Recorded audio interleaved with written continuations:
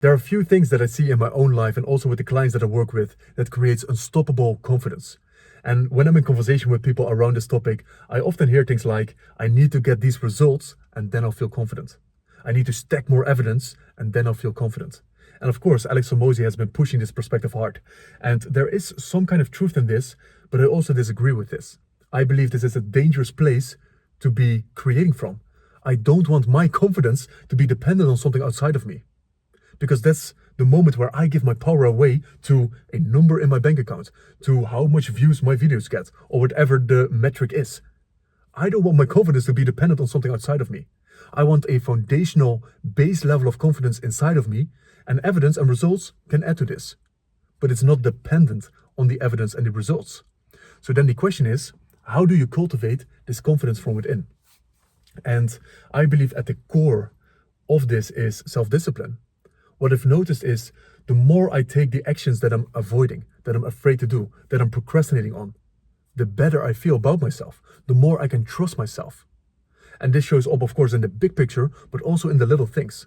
Let's imagine you had a hard day at work and you feel tired, you feel exhausted, and you do not want to go to the gym. If you listen to that feeling and you don't go to the gym, how do you feel about yourself? I don't think that decision will make you feel better about yourself. But if you make the decision to go to the gym anyway, regardless of how you feel, you will feel more confidence. You are able to trust yourself. And it doesn't matter if the workout is good or if the workout is bad. You are able to make the aligned decisions with the best of you, with the future vision for your health and fitness, with your career, with your relationships. You are able to delay gratifications. You are able to make decisions or make the uncomfortable decisions that you know are in alignment with the best of you. And that will give you confidence in yourself. It will create this feeling of trust. And like I said, it shows up in these little decisions. That's why you want to get excited the moment you feel that resistance, the moment you're procrastinating, and the moment you want to distract yourself, or the moment when you are avoiding certain actions. You want to get excited because that is the moment where you can practice self-discipline. You can train this. It's a skill that you can learn. And the more self-discipline you create, the more confidence you create. So if you have, let's say, a morning routine where you're constantly scrolling on social media, watching YouTube videos, and you're not really being productive, you're not really doing the work that actually matters, and you want to create a change, you're sick and tired of just wasting the time in the morning and lacking clarity throughout the whole day. So one morning, you feel again that pull to grab your phone, to watch the videos. You feel that pull towards watching videos online on YouTube. And you make the decision not to. You decide maybe to do some yoga, or you journal, or you start working on your goals. You start eating that frog. You do the tasks that you've been avoiding. That level of confidence that you will feel from making that decision, it's insane. The results will eventually be a byproduct of you cultivating that self-discipline. The results will come if you consistently show up like that. So that's why in all these little moments, you will create more confidence. And especially when you delay gratification, because people often give in to their feelings, as in, I need to feel comfortable right now. I don't want to feel uncomfortable. I don't want to feel these feelings. I don't want to have this confrontation. I don't want to have this uncomfortable conversation. So they back down and they go back into their little comfort bubble where they're safe, where things are easy, when they know everything. But the moment you make intentional decisions outside of that, in alignment with the best of you, and in alignment with the person and the man that you know you could be, that's where the confidence will show up.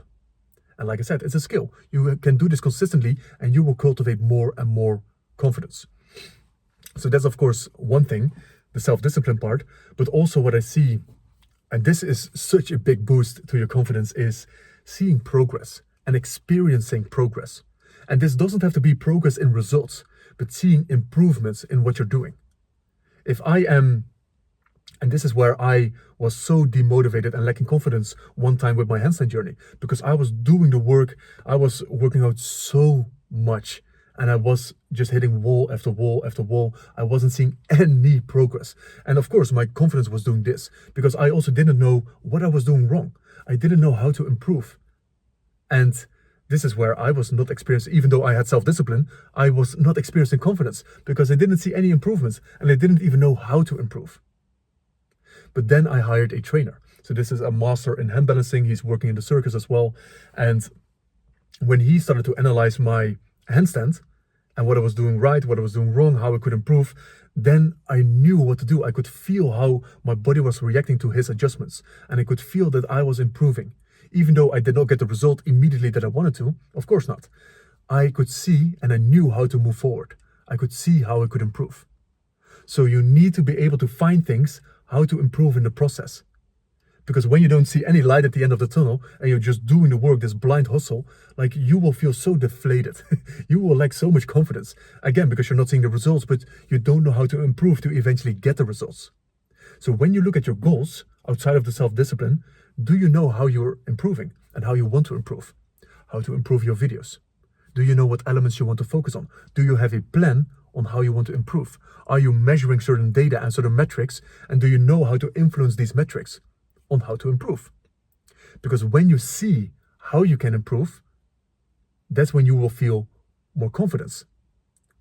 And this is where it's simply a perspective.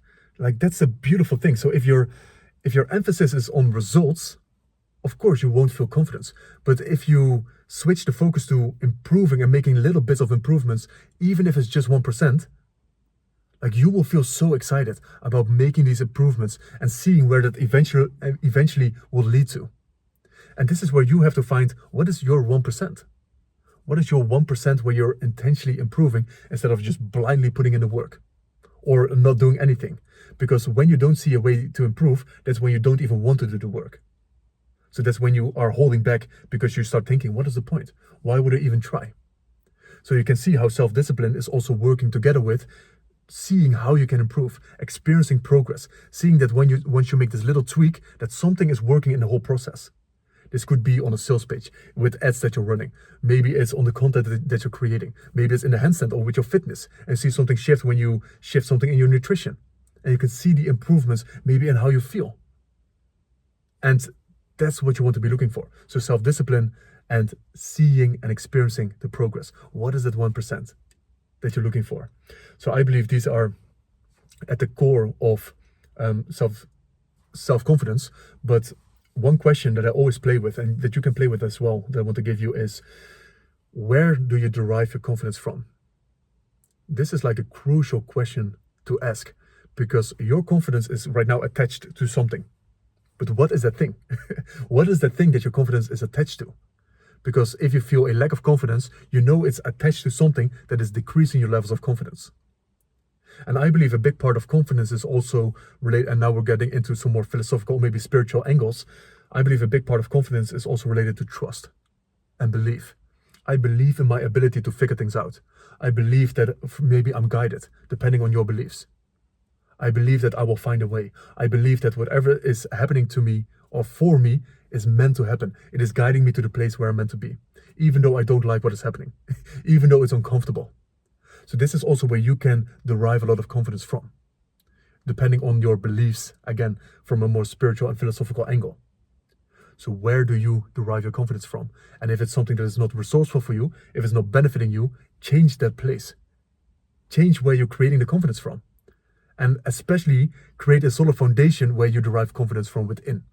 So that's why I believe whenever I lean in trust, whenever I lean in faith, whenever I surrender, like this is where I experience the most amount of confidence, because I'm not trying to control everything outside of me. Like I am just grounded in my being and what I'm doing.